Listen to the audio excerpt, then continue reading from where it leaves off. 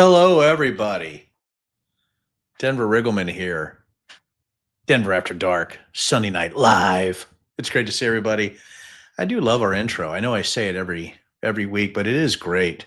I don't think I'm ever going to change it. Even when we get a contract, everybody heard Barry Weiss, who's an incredibly bad reporter, got a $200 million contract. Me and Doug are looking at probably a $500 million contract here in the next year or so. So you guys need to be here as we're getting started. You can see, remember when Denver just had, just a real cult following. What's up, scouts? What's going on? So, I wait for people to come on, but boy, we have a hell of a story night tonight. I really do appreciate everybody coming on live. I know Sunday night at 9 p.m. is weird, but I work a lot, right? I have an AI company. I have 2 distilleries. I do a lot of media, but really it comes down to my travel and my work and a lot. I just been offered, I want to tell you guys something really crazy. I've been offered like 3 or 4 different startup networks for me to come on the show and even, offering me equity and to be paid and things like that. And they're great people. And I love what they're trying to do. The thing is, I can't really give the time that I want to give to them in an honest way, because most of the time, right, I'm not going to be able to actually do everything that they want me to do. And I feel guilty about it. Just like with Amy McGrath and Truth in the Barrel, I told her, I'm like, I'm in. And the reason I don't do it as much anymore is because of work, because my company's exploded. For example, supposed to go back to Ukraine, supposed to go to Canada. Then I have to actually go back to London, back to UAE, to Dubai and Abu Dhabi. So it's crazy. Hey, and I love you too, Robin. So we have all this going on right now. If you have I love yous pop up, I'm going to try to actually answer with I love you back, because that's what I do on this show, because it's the sultry Denver After Dark at 9 p.m. So I have a story time. So when I was running, actually, it was after I think I won the nomination. So back in 2018, I had won the convention for the Republican nomination by 1 vote. And I know that sounds pretty nuts, but I'd won it by 1 vote. So when I was being vetted, by the way, let me tell you, it's never quite as exciting as when you're in the middle of a Campbell County meeting, Campbell County, Virginia, if anybody knows Virginia, pretty rural, very close to Lynchburg, very close to Liberty. And they're vetting me and they're like, well, what do you think about marijuana? I'm like, well, legalize it. And they're like, well, aren't you a Christian? We'll only vote for Christians. Well, I'm actually a former Mormon and not that religious. It wasn't going over. Like, so I had a person actually on the right, and this is a true story, and I'm going to quote it because everybody needs to hear this as the shocker it was. The person on my right goes, hey, what about them gays? Like, so here I am. I've already said that I'm for legalizing marijuana. I'm a former Mormon, not religious anymore. Had left the Mormon church. And then this guy had read in the Washington Post, I guess a couple years earlier when I was for the Marriage Equality Act, he's like, how about them gays? And I'm like, well, I think they should be happy like everybody else. I said, are you interested, in gay people? I didn't even know how to answer the question. Are you interested in gay people? Yeah, it's pretty brilliant.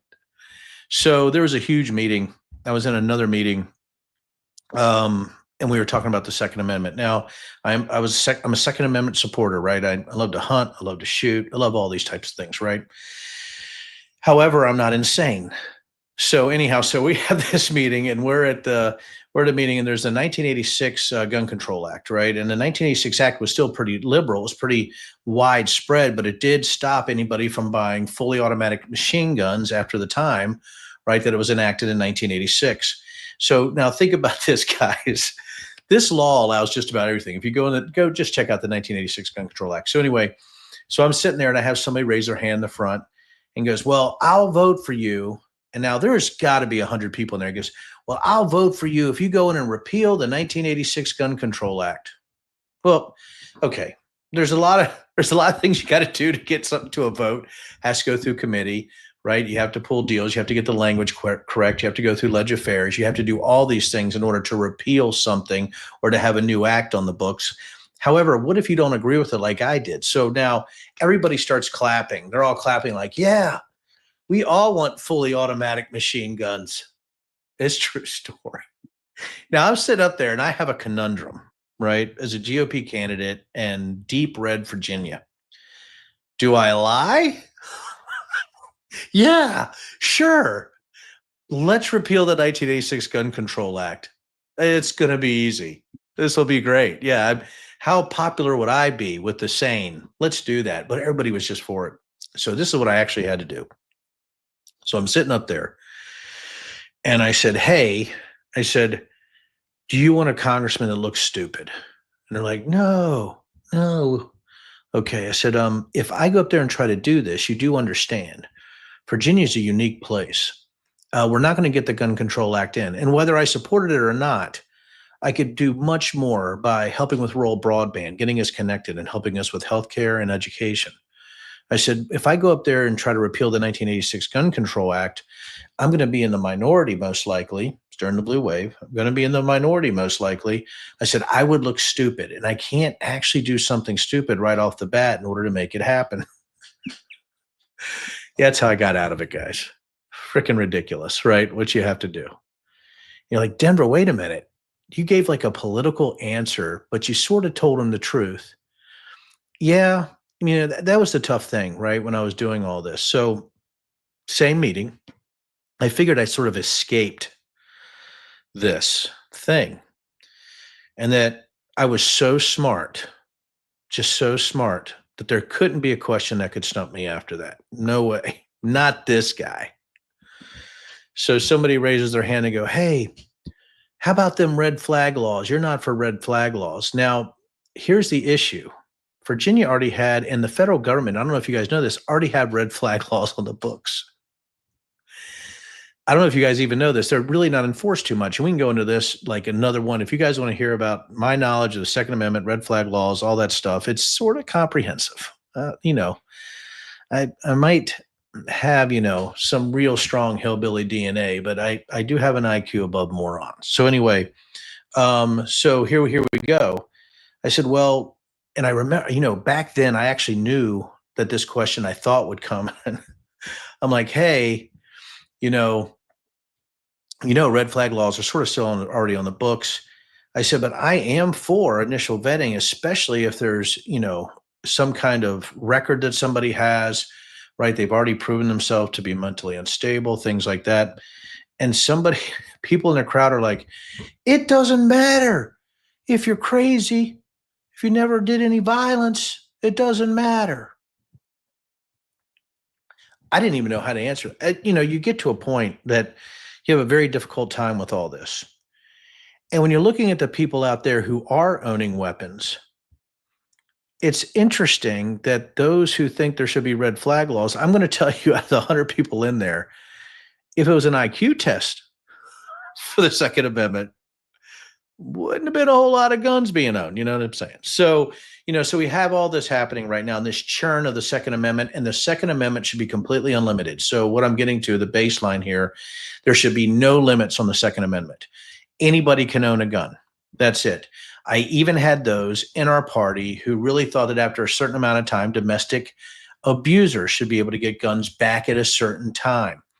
And they should be able to keep those guns even as they're being, I would say, adjudicated for it as they're going through court, right?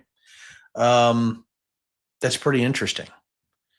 So, I find it really interesting that we have an administration right now who believes that somehow it would be appropriate to identify a specific portion of the population and strip their Second Amendment rights away just because they're of a certain gender or sex. And I'm talking about transgender individuals. I would say WTF in all of this. But my thing is, and I just want everybody to sit and think about this statement I'm about to make to you. Has anybody aware of a transgender crime wave? I'm not.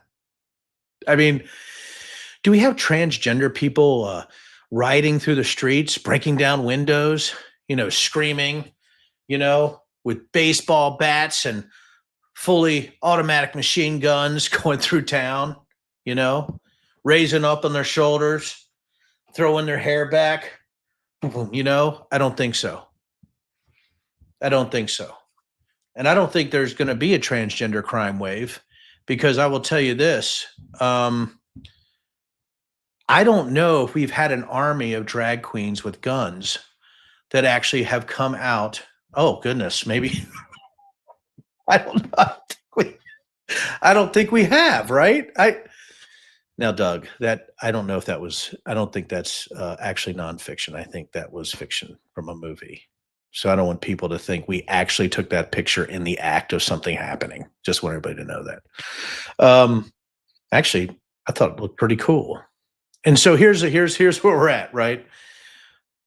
I guess what I'm telling everybody here is that what you're saying is an administration, you know, what's good for me, but not for thee. But it's worse than that. They are lying about transgender crime statistics and murders and mass murders. And if they're telling the truth, if they really want to tell the truth, do you know the population that commits most mass murders? Can anybody think about, if you think about the United States of America and you see somebody coming down the street, right? And let's say you have a white male, a black male, an Asian male, transgender, Latino male, what else? Romanian, no, whatever. Who is a person that you would pick most likely to be a mass murderer? Yeah, it's the white male. So that it gets to a point that it's so ludicrous, but they're actually trying to really push hate into the environment, and they're trying to find a scapegoat for things that they're failing at miserably. But really what it looks like is it's the same thing they've done to immigrants and everything like this. This is a dehumanizing administration. So if you go back to what I was talking about, where somebody could have a weapon while they're being accused, right, of domestic battery or assault, I find it interesting, right, that it does depend on who's in government, right, on who is being identified as a threat. This sounds really historically bad. Also, I have a dear friend who is transgender. I love this person. I'm not going to say this person's name unless the person wants to comment on YouTube, right? But this person is from Nelson County, lived here in the mountains, loves to hunt, has weapons, incredible person, never broken a law. I mean, to be honest, somebody who has helped people their entire life through medical services, somebody who cares so much about reaching across the aisle and trying to bring people together. And when this incredible person reached out to me, she says, I'm just a scapegoat. For whatever's happening here, I'm just a scapegoat. And I think that's what I want everybody here to understand, is that if you're a Second Amendment believer, if you're a Second Amendment enthusiast, or you like to shoot and you love the Second Amendment and you think that's great, it's in our Constitution. I love the Second Amendment. That means I support any legal person having a weapon, and that includes transgender individuals. And I think, you know what, if I owned a gun shop, I'd have 20% off all guns for transgenders. That's what I would do. I don't think that's a bad thing at all. I think everybody should be able to own a weapon. If you're going to apply the Second Amendment, let's apply the Second Amendment as it was written, right? Based how the far right read it, which is everybody gets to have a gun. Militia isn't part of it, right? Everybody's part of the militia, right? So let's just do that. So I completely support transgenders having weapons, because they're just people like everyone else. Are we going to support, how about black people not having weapons? When did that happen, right? When did that happen? Oh, that's interesting. It's like the law was used against a specific group of people to scapegoat, to stereotype, or to introduce hate into the environment. Dehumanization of other people is the way to fascism and authoritarianism. That's just really how it works. And if we're not here, if we're not able to wrap our arms around our transgender brothers and sisters, I don't know what kind of people we actually are at this point, to be honest. I just don't. And if we give into this, or they say this is some kind of mental illness, that transgender people are mental illness? Well, here's what I would like to ask. Are there certain religions that maybe identify as mental illness? Certain cults or sects, right? Sex, S-E-C-T-S, sex. So what is mental illness, right? So now how are we going to identify or categorize mental illness? Heck, based on categorization, maybe I'm mentally ill, right? I don't know. Maybe people like the Dropkick Murphys are mentally ill because it's punk rock. Maybe people think that everybody who likes punk rock is mentally ill. We don't know, right?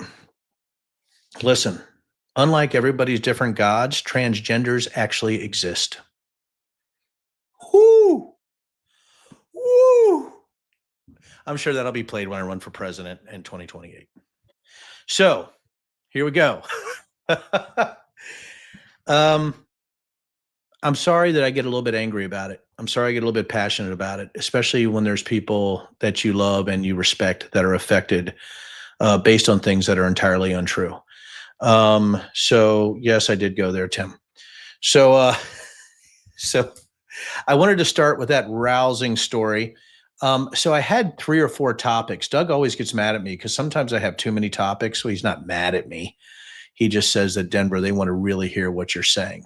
So when we talk about mental illness and, when we talk about this transition to mental illness, which we can identify or categorize based on who's in charge, who is mentally ill. Let's transition to Laura Loomer.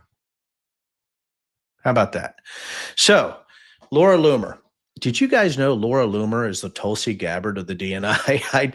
I did not know that Laura Loomer was going to have so much power that she could influence NGA, the National Geospatial Agency, or any type of intelligence community agency, or a group, or a person, or the military to rescind an invitation to a sitting United States senator who sits on the Senate Intelligence Committee, and that is Virginia Senator Mark Warner, who I know.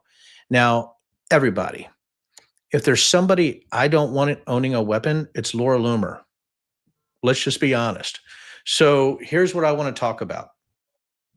The reason I transitioned here is because now we have somebody who's a conspiracy theorist, somebody who cannot tell fact from fiction, or if they can, are so cynical or so power hungry and so sociopathic or narcissistic that they're willing to say anything for power.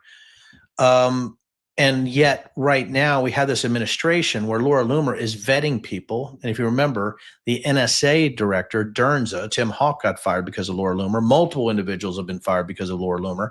And now she's blocking true integrated intelligence meetings that are to the benefit of the United States security and sovereignty.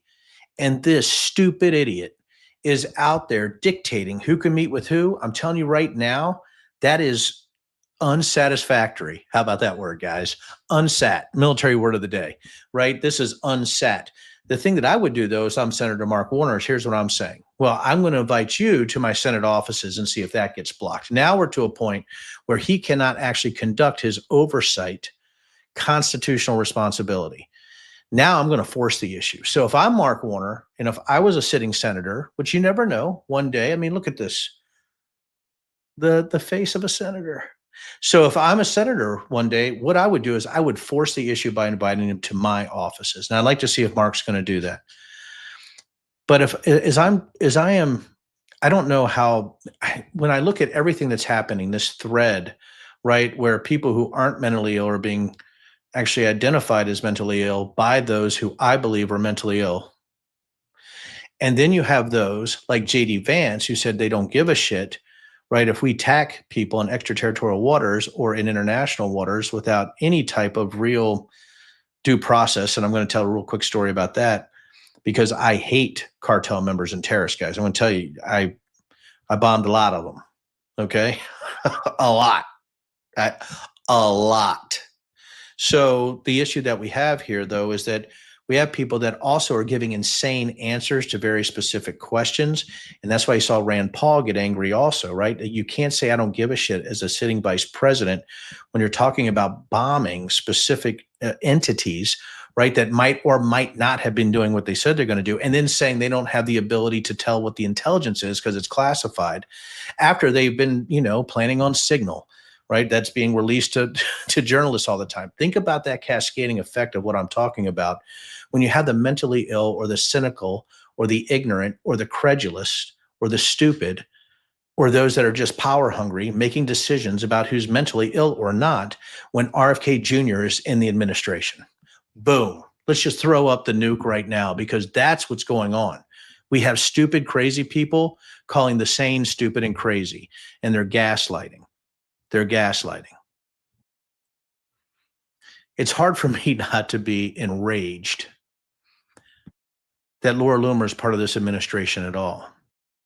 It's hard for me not to be enraged that somebody that incapable has a direct line to the president's office. We can make jokes. We can talk about what Mar-a-Lago faces. I mean, we can do all kinds of stuff, right? We can go down the line and tell all these jokes. But what I'm telling everybody here is that the danger of stupidity is this. And I think you guys have heard me say this before. Stupidity is terminal. Stupidity is terminal. Who are we right now as a country to think that anything that the government does at this time is based on facts or data or sanity? Who are we to do that? What if we did get an atheist president who said all religious people, people who pray to somebody that can't be proven or can't be seen, are insane and shouldn't own weapons? Be riots. It would be crazy. It would be absolutely berserk, absurd if that were to happen. Just identify a subset of people that somebody else might think are crazy. That would literally be 90% of my family, right? Gone. Can't own weapons. You guys are religious. What does that sound like? Right? Sounds like history, right? Where religious groups were oppressed. And now we have religious groups who have been oppressed, trying to oppress. And that's what happens when you have Christian nationalism. So that's what I'm talking about with who we can't have a government. We can't have leaders. We can't have the crazy that are in positions of power dictating what sane or insane is just based on if it doesn't align with their specific principles. And that's where we're at today, guys. And I know I'm just 22 minutes in, but it's at this point, I usually go to a third topic, but it's hard for me not to get over the horrific nature of lying about who's committing crimes to effectuate votes, to try and influence the 2026 midterms by using hate as a turnout tool based on people who are just trying to live their lives. And then to have somebody else who could be insane dictating the business of our intelligence activities in the United States of America with a vice president who puts out things that are so unhinged that you wonder also if there's a mental issue there also. All these three things, to me, are the same issue. And if you think about the story I said or told about all of those individuals who wanted me to legalize fully automatic machine guns for everyone, what do you think the downstream effect of that is today when you can still get a machine gun with an FFL, federal firearms license? I can go get a fully automatic machine gun. A friend of mine owns about a half dozen of them. Think about if you had no checks or balances, who are the crazy ones? And then you have to wonder downstream, how is this going to affect how any administration does going forward on who they identify out of constitutional bounds based on fiat, who should or who should not own firearms? And what conservative Republican would back a president who calls himself a Republican, who identifies a certain group just because of their gender, just because of how they identify as human beings as being able to own weapons or not, based on the language of the Second Amendment? That was a lot. Doug, was that a lot? That was a lot. And that's the issue that I have tonight. That's why I wonder if there's any questions that you guys want to ask. I hope you do. I do have another topic here, but I almost wanted a mid-break question session. because I think it's pretty incredible, right? What we have going on now, because the last one I'm about to do is going to be crazy. So here we go. Doug, if we don't have any questions popping up yet, I'm going to get right into our secret spy, Agent Orange, Donald Trump, right? Um, yeah, MTG, Peggy, thank you. Here, I'm going to read this out loud for everybody. I think, okay, as far as MTG, Peggy says, I think she's exploiting the Epstein victims for her own gain. I don't trust her at all. Def wondering what you think, Denver. Talk about someone who shouldn't own a gun. There you go. Peggy has identified MTG as somebody who's crazy, right? If Peggy was president, things could get crazy out here. Why is MTG doing this? A couple things. It does help her click rate, Peggy. There's things like that. But Marjorie Taylor Greene feels like she's been ostracized from the inner circle. One of her biggest enemies is Laura Loomer. I think MTG actually has sort of been, since she has been cast out of the major inner circle of Trump players, I believe she's aligning in a different way. She doesn't need the money. I mean, I know this is crazy for people, but she doesn't. My guess is she's looking at a different line of attack by aligning with the Epstein victims, but she might really align with them. And the reason she's emboldened is because she feels like she has no play in the Trump administration anymore. This is a Republican scorned issue. And that's usually what happens, right? You get right. And trust me, but she still says some crazy stuff. The thing is, you can never really tell where Marjorie Taylor Greene is based on the fact is, I don't know if she's well, right, mentally, to be honest. I'm not sure. Some of the things she says, if you believe in QAnon or you attack people because they don't believe in QAnon, or you believe, that, Hillary Clinton, right, was actually in the basement of Comet Ping Pong, Comet Pizza, you're probably a little bit nuts. So hope that helps. Here we go. Agent Orange, I want to ask everybody a question. Was Mike Johnson lying when he said Trump was an FBI agent, or was he lying when he said he wasn't? This is just incredible, right? So let's say, 007. I have another number in my head. It ain't 7. But so when we're talking about this right now, here's what I want to tell people about this. Follow the money. Follow the money. So here's the story. January 6th, we were trying to figure out, you guys have heard everybody accusing Democrats of busing people in to the No Kings protests and things like that. Guess who paid people to be bussed in on January 6th? Would you guys like to know? The Republicans. Yeah, I know. You know why I know? I was on the January 6th committee, and I helped with the green team, which was the follow the money team or the financial team, to track where all the monies came from for all these individuals actually chartering buses, like Turning Point USA and Charlie Kirk. Do you know where most of the money came from that day? Would anybody like to take a guess? Hello? Anybody? Anybody? You know where it came from? The Publix heiress. Publix supermarkets. I think they might have started in the South in Florida. She is the one, over $3 million, pumped into specific types of groups to make sure they could pay for people coming in and other types of activities. People were paid and the buses were chartered to bring in these individuals into January 6th. I know. Ain't that crazy? You guys can go look it up. It's public record. Everything I said can be validated on data and facts. Please go check it out today and your nearest media source. So when you're talking about Epstein or you're talking about Trump, what you're talking about is an FBI informant. What's interesting, you can track all this back to money flows between Epstein and Trump real estate deals, but also Epstein's banking deals, right, with Deutsche Bank, things like that. There's some great things you can go see that's specifically facts-based on where money flows were going into Epstein's specific type of activities, right? A lot of that being during the 2007, 2008 stock market crash, right, with CDOs, collateralized debt obligations. So when you're looking at all this, about being an FBI agent, he was an informant. Epstein did talk to the FBI. And my guess is, right, that it could be that Trump was caught up in some of this. And I think this was all a big distraction. But what I want to ask everybody here, when you're talking about the definition of mental instability, why is Mike Johnson making up stories on the fly in chambers about Trump being a secret super duper man, right? really the James Bond of going after pedophiles. And you're like, Denver, why would that happen?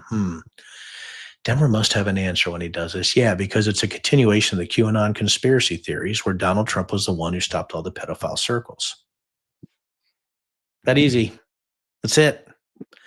I know they're still trying to protect him. I know everything like that, but this goes back to the QAnon conspiracy theory, and that's what's happening with that.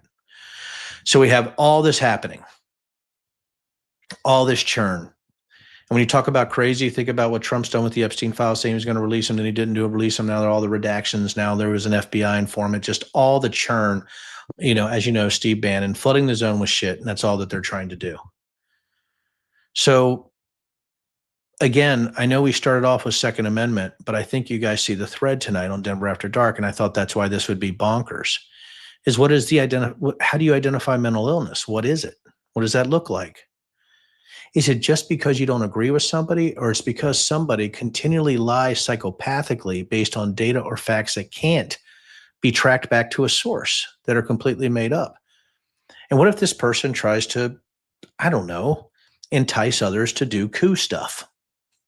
Or, what if this person continually lies about his sexual relationships, or is adjudicated for sexual abuse, or is a felon? Now are we talking about, are all the people voting for this type of individual, are they not seeing the light? Do they have some kind of mental issue where they can't determine fact from fiction? Or are we the crazy ones? So I'll end with this before questions. There's a great book. Don't go see the movies, but you can. Great book by Richard Matheson called I Am Legend. If anybody's read the book, at the end of the book, it doesn't end like anything else that's been out there sort of in movies, whether they were Charlton Heston or Will Smith. At the end, he's sitting in a cell and he's really mulling the fact that he is legend because he's the last of his kind, which is what we would call a normal human being. The whole world had been subsumed, taken over by these other types of creatures of the night. Now he's in jail and he's the odd one out. And the thing that scares me is that sanity will become to be defined with insanity. That reality, the reality that we live in, that's real, that's tangible, that's truth-based, that can go to a source of facts or data, will no longer be real, because there's no way any of us can argue against a belief system that doesn't have any ability to be proven. It's only feelings or voices or whatever. And when I'm watching what's happening these first 8 months, when I said stupidity is terminal, what happens is when you start, or when you keep making these bad decisions, you keep identifying people as enemies, when does it actually fall apart? And that's the issue that we have. And that's why I wanted to talk to you all tonight. I'm incredibly bothered about what's going on. Whether we're talking about a specific type of people being targeted and lied about in order to take away basic constitutional rights, all the way to an individual who we can prove is a conspiracy theorist and has fantastical thoughts and belief systems and hate, real hate for others, unlike her, is making decisions for the United States intelligence community. A vice president who seems to think the rule of law is something you only follow if it's convenient. And then when you go down to a president who does not want to uncover the very files he said he wanted to uncover from a pedophile, and with all the things that he does, and we can go, everybody knows that history of everything Donald Trump has done. My biggest fear is that we collapse in on ourselves based on a government based on fantasy and delusions. And if you have a delusional government with aberrant behavior, how do we react with people who just want to, I don't want to say just get along, but people who just want to use facts and data for decision making and policy, and automatically doesn't have hate in our heart? And how do we continually just show grace to the far right?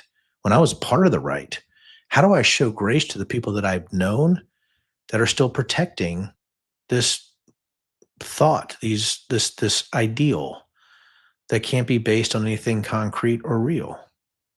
So there you go. That's Denver Riggleman tonight. I don't know if there's any questions for Denver on Denver After Dark. I just referred to myself in third person. The question is, what does that mean? What is happening to me? what is happening. So, Doug, I don't know. Is there anybody out there who have any questions? Please put them up on the line. We got a lot of people up right now. A lot of comments, my lord.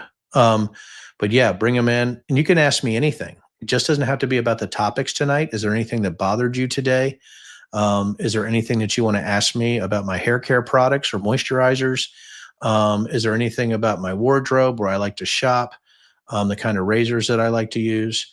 Um, I can tell you, I mean, I can tell you a lot of things. If you're looking for anything, just let me know.